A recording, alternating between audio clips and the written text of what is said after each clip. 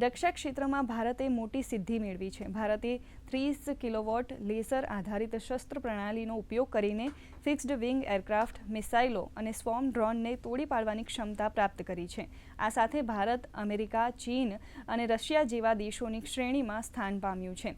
આ સિદ્ધિ મેળવનારો ભારત ચોથો દેશ બન્યો છે. DRDOના હૈદરાબાદ સ્થિત centre for high energy systems and સાયન્સે આજે આંધ્રપ્રદેશના કુર્નૂલ ખાતે વાહન માઉન્ટેડ લેઝર ગાઇડેડ વેપનનું પરીક્ષણ કર્યું હતું. સંરક્ષણ સંશોધન અને વિકાસ વિભાગના સચિવ અને DRDOના અધ્યક્ષ ડોક્ટર સમીર વી કામતે જણાવ્યું હતું કે આ તો ફક્ત સફરની શરૂઆત માત્ર છે. તેમણે વિશ્વાસ વ્યક્ત કર્યો કે આ પ્રયોગશાળાએ અન્ય DRDO પ્રયોગશાળાઓ, ઉદ્યોગ અને શિક્ષણવિદો સાથે જે તાલમેલ હાંસલ કર્યો છે તે ટૂંક સમયમાં લક્ષ્ય પ્રાપ્ત કરશે.